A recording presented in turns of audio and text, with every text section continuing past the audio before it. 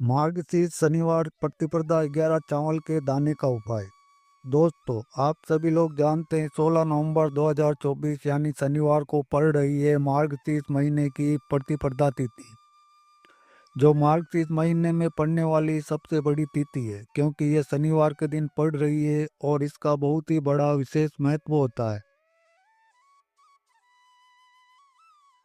अगर कभी भी मौका लग जाए और मार्गशीर्ष महीने की प्रतिपदा तिथि शनिवार को पड़ जाए तो आप लोगों को चावल के 11 दानों का उपाय तो अवश्य ही करना चाहिए।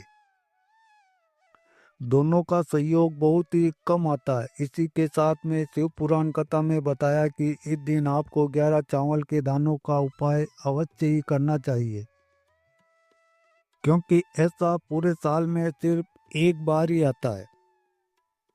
तो दोस्तों, आप सभी लोग जानते हो कि शनिवार का अगर सबसे बड़ा कोई उपाय है तो वह 11 चावल के दानों वाला उपाय है। शनिवार के दिन आप लोगों को इस 11 चावल के दाने वाले उपाय को अवश्य ही करना है।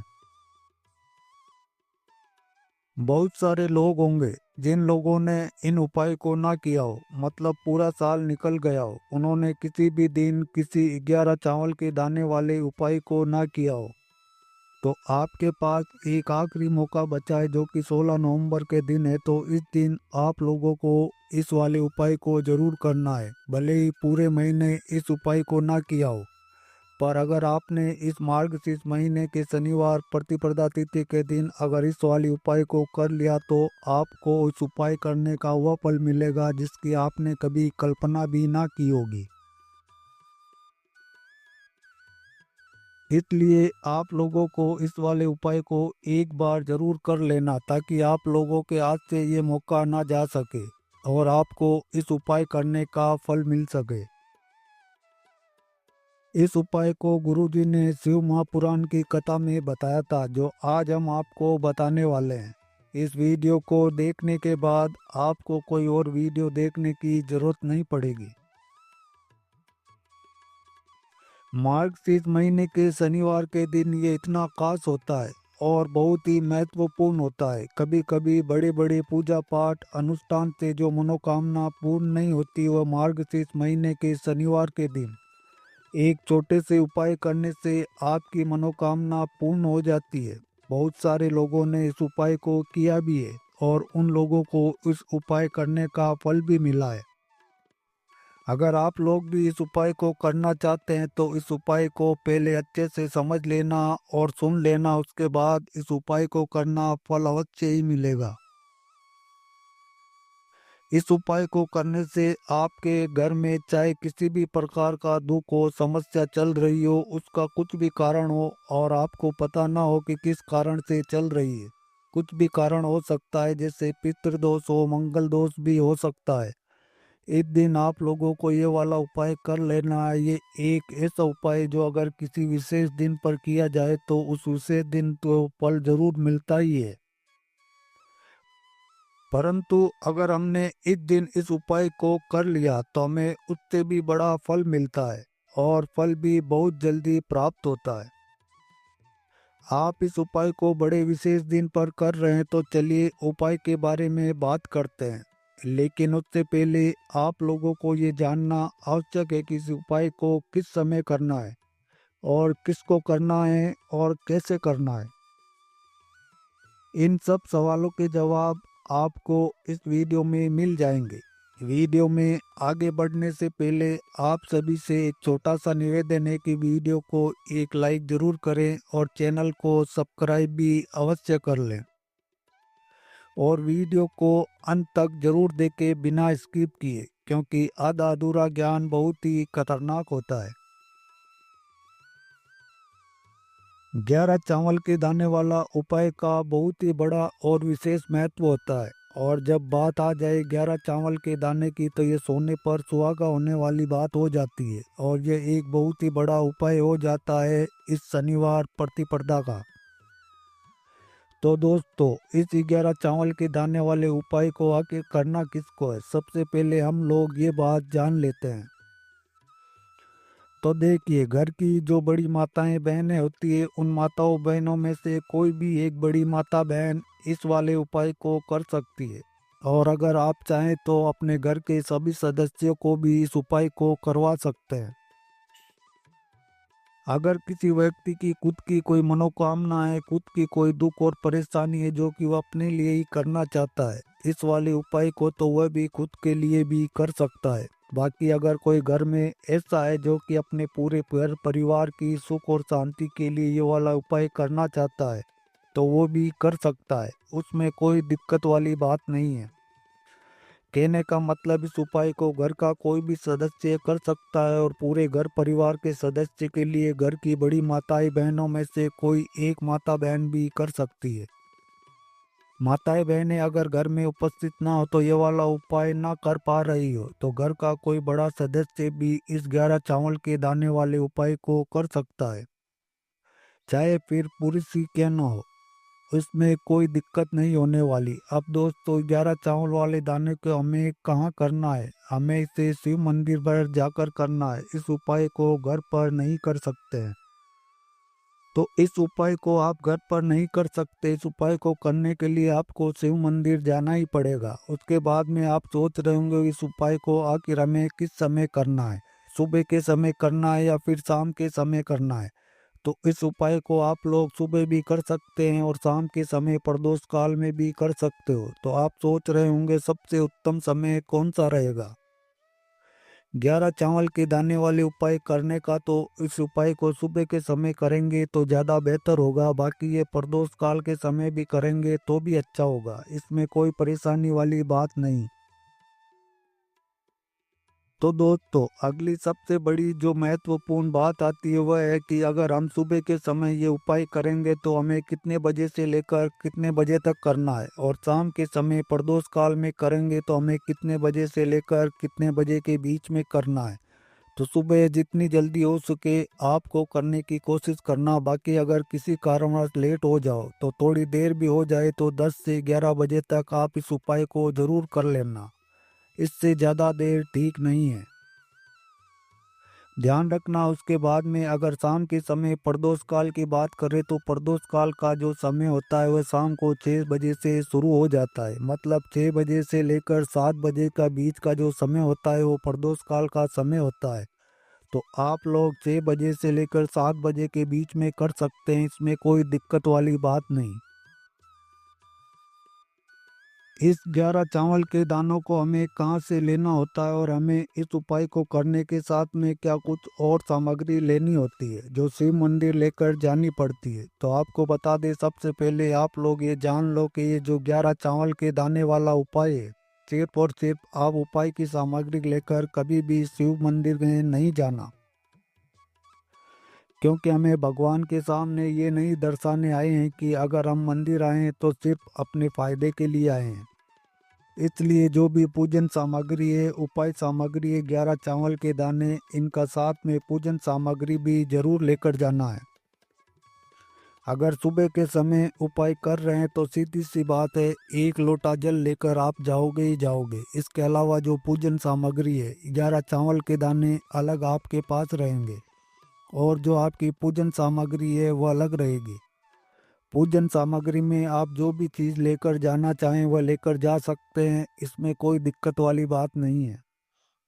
वहीं अगर शाम की बात करें तो शाम के समय शिव जी पर जल नहीं चढ़ता, इसलिए शाम के समय आप लोग एक दीपक तैयार कर लें जो कि गोल बत्ती आटे का शुद्ध देसी गाय के घी का होगा। इस बात का आप लोगों को ध्यान रखना है कि दीपक को आपको घर में जलाकर नहीं लेट कर जाना है, भगवान शिव मंदिर में जाकर ही जलाना, इस बात का भी आप लोगों को विशेष ध्यान रखना है।